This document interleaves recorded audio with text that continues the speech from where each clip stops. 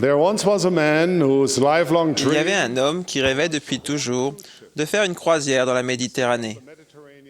Il rêvait de marcher dans les rues de Rome, walking the streets of Rome. d'Athènes et d'Istanbul.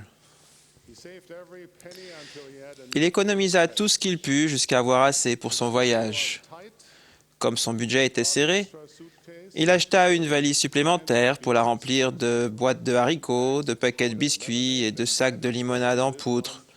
Et c'était de cela qu'il se nourrissait chaque jour. He would have loved to take part, Il aurait aimé participer aux nombreuses activités proposées sur le navire, working out in the gym, playing faire des exercices dans la salle de gym, jouer au golf miniature, nager dans la piscine. Il enviait les personnes qui allaient au cinéma, au spectacle et aux exposés culturels. Oh, comme il aurait aimé ne serait-ce que goûter à la nourriture extraordinaire qu'il voyait sur le navire.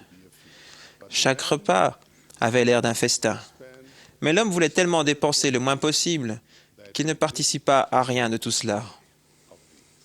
He was able to see the cities Il put voir les villes qu'il avait tant voulu visiter, mais pendant la plus grande partie du voyage, il resta dans sa cabine et ne mangea que son humble nourriture. Le dernier jour de la croisière, un membre de l'équipage lui demanda à laquelle des fêtes d'adieu il allait participer. It was then C'est à ce moment-là qu'il apprit que non seulement la fête d'adieu, mais aussi presque tout à bord du navire, la nourriture, les divertissements et toutes les activités étaient compris dans le prix de son billet. too late Cet homme découvrait trop tard that he had qu'il avait vécu bien en deçà his. de ce à quoi il avait droit. The question this parable raises La question que soulève cette parabole est la suivante. we as Vivons-nous en deçà de ce à quoi nous avons droit privileged en ce qui concerne le pouvoir, les dons sacred et les bénédictions sacrées auxquelles nous avons accès et droit, opportunity and right nous qui sommes as bearers of God? détenteurs de la prêtrise de Dieu. We all know that the priesthood is much more. Nous savons tous que la prêtrise est beaucoup plus qu'un simple nom ou titre. Taught that the Le prophète Joseph a enseigné lasting principle « La prêtrise est un principe éternel. existed Elle a existé avec Dieu de toute éternité à toute éternité et est sans commencement de jour ni fin d'année. Elle détient la clé de la connaissance de Dieu. En fait, par l'intermédiaire de la prêtrise, le pouvoir même de la divinité se manifeste. blessings of the priesthood Les bénédictions de la prêtrise dépassent notre capacité de compréhension. faithful Melchizedek priesthood Les détenteurs fidèles de la prêtrise de Melchizedek peuvent devenir les élus de Dieu. they are Ils sont sanctifiés par l'Esprit the renewing à tel point que leur corps est renouvelé ultimately receive. et peuvent finalement recevoir tout ce que le Père a. This may indeed be hard, Cela peut être difficile à comprendre, but it is beautiful, mais c'est beau and I testify that it is true. et je témoigne que c'est vrai. The fact that our Heavenly Father Le fait que notre Père céleste confie à l'homme ce pouvoir et cette responsabilité est une preuve de son grand amour pour nous et une préfiguration de notre potentiel de fils de Dieu dans l'au-delà. God in the hereafter.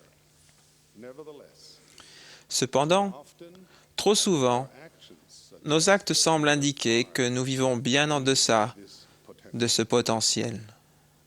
When asked about the priesthood, Quand on nous interroge sur la prêtrise, nous sommes beaucoup à pouvoir réciter une définition correcte, mais dans notre vie quotidienne, il y a parfois peu d'indications que notre compréhension dépasse le niveau d'un script appris par cœur. we are faced, Frères, nous sommes face à un choix.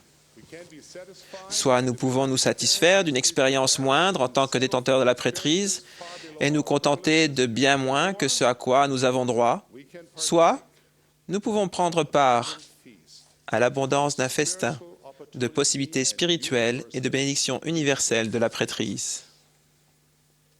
what can we do to live Les paroles qui sont écrites dans... Que pouvons-nous faire pour atteindre notre potentiel? scriptures and spoken in Les paroles qui sont écrites dans les Écritures et qui sont dites lors de la conférence générale doivent être appliquées à nous-mêmes et ne sont pas destinées seulement à être lues ou écoutées. we attend Trop souvent, Nous assistons aux réunions et nous hochons la tête.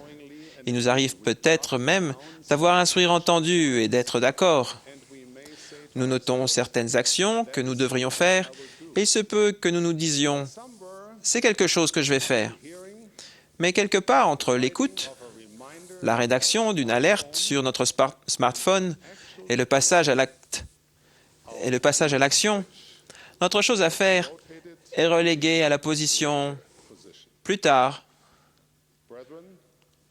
Mes frères, veillons à ce que notre chose à faire soit mise toujours à la position « maintenant ». Si vous lisez les Écritures et écoutez les paroles des prophètes de tout votre cœur et de tout votre esprit, le Seigneur vous dira comment vivre à la hauteur des droits que vous confère la prêtrise. Ne laissez pas passer un jour sans faire quelque chose pour suivre les murmures de l'Esprit. Premièrement, lire le manuel de l'utilisateur. Si vous possédiez l'ordinateur le plus perfectionné et le plus cher au monde, l'utiliseriez-vous simplement pour décorer votre bureau? Il se peut que cet ordinateur soit impressionnant et qu'il ait beaucoup de potentiel, mais c'est seulement quand on étudie le manuel de l'utilisateur que l'on apprend comment utiliser les logiciels et quand on allume la machine que l'on peut accéder pleinement à ce potentiel.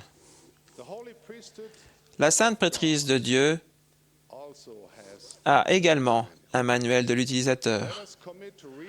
Engageons-nous à lire les Écritures et les manuels avec plus de détermination.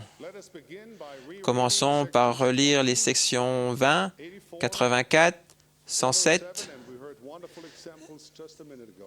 et nous avons entendu un exemple magnifique, excellent de Doctrine et Alliance 121 juste avant.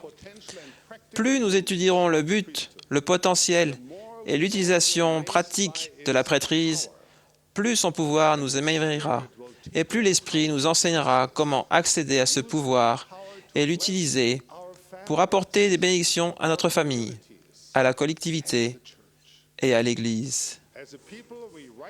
Notre peuple accorde à juste titre une grande priorité à l'instruction profane et au développement professionnel.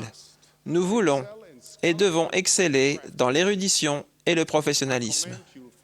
Je vous félicite de vous efforcer diligemment de faire des études et de devenir expert dans votre domaine. Je vous invite à devenir également expert dans la doctrine de l'Évangile, particulièrement dans la doctrine de la prêtrise. Nous vivons à une époque de l'histoire du monde où les Écritures et les paroles des apôtres et des prophètes modernes n'ont jamais été aussi accessibles. Cependant, c'est notre droit, notre devoir et notre responsabilité de tendre la main pour nous saisir de leur enseignement. Les principes de la doctrine de la prêtrise sont sublimes et divins. Plus nous étudions la doctrine et le potentiel de la prêtrise, et plus nous appliquons son but, plus notre âme s'épanouit, plus notre compréhension augmente, plus nous voyons ce que le Seigneur a en réserve pour nous. Deuxièmement, veuillez rechercher les révélations de l'Esprit. Le témoignage sûr de Jésus-Christ et de son Évangile rétabli nécessite plus que de la connaissance. Il nécessite la révélation personnelle, confirmée par une application honnête et dévouée des principes de l'Évangile.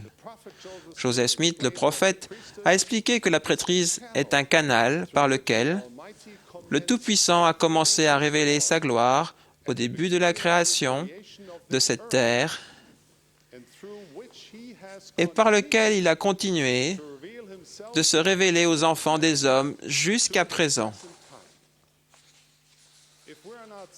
Si nous ne cherchons pas à utiliser ce canal de révélation, nous vivons en deçà des droits que la prêtrise nous confère.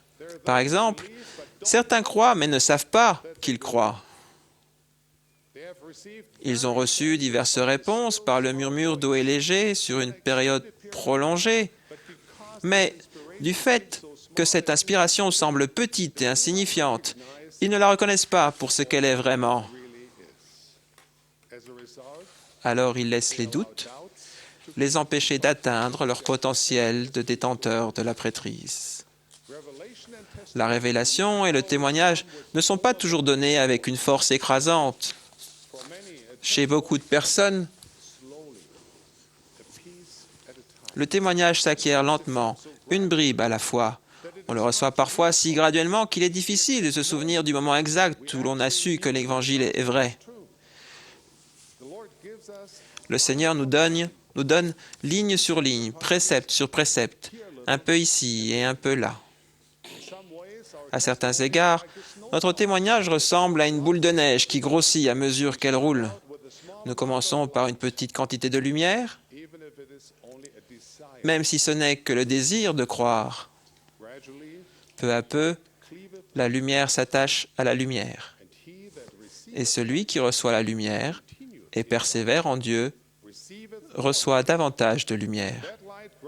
Et cette lumière devient de plus en plus brillante jusqu'au jour parfait, où nous recevons sa plénitude en temps voulu.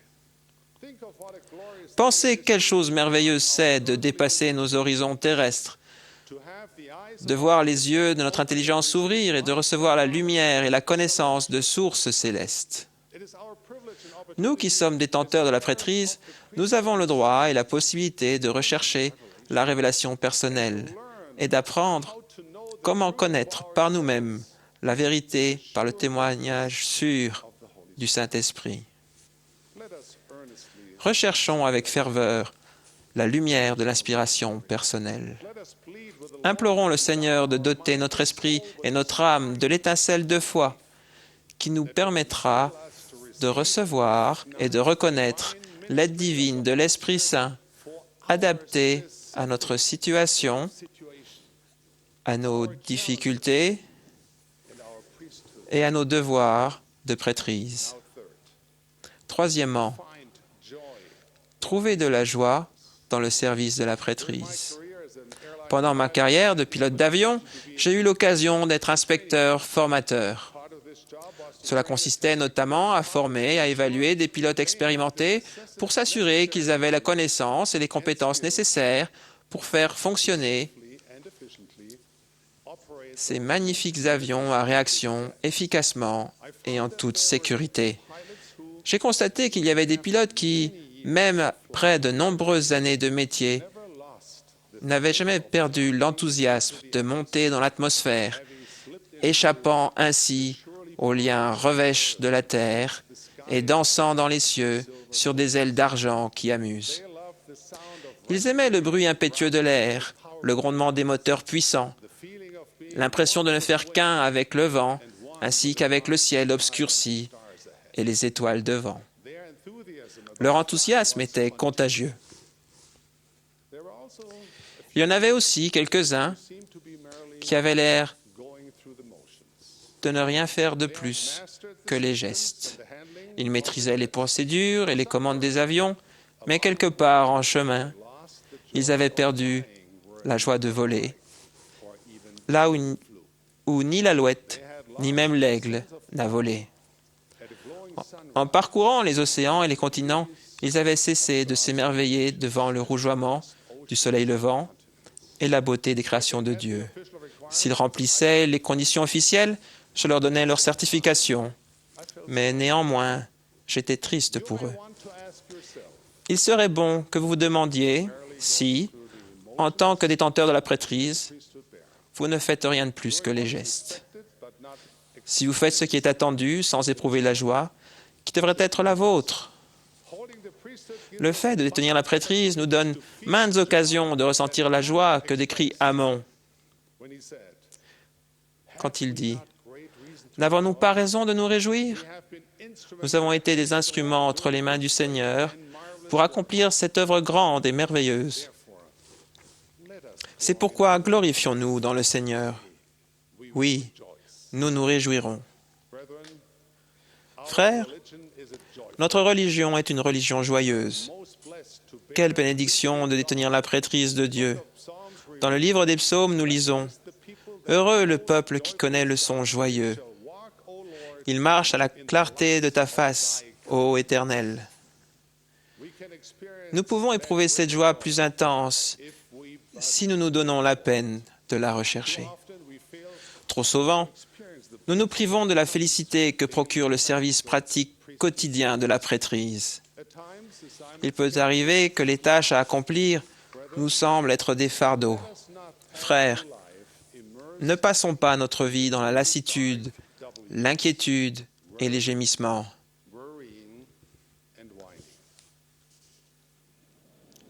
Nous vivons en deçà de ce à quoi nous avons droit lorsque nous permettons à des encres profanes de nous empêcher d'atteindre la joie abondante qui découle du service fidèle et dévoué dans la prêtrise, particulièrement au sein de notre foyer. Nous vivons en deçà de ce à quoi nous avons droit quand nous ne participons pas au festin de bonheur, de paix et de joie que Dieu accorde avec une telle abondance aux serviteurs fidèles de la prêtrise. Jeunes gens, si le fait d'arriver tôt à l'église pour préparer la Sainte Seine vous paraît plus une épreuve qu'une bénédiction, je vous invite à réfléchir à ce que cette ordonnance sacrée peut représenter pour un membre de la paroisse qui a eu une semaine difficile.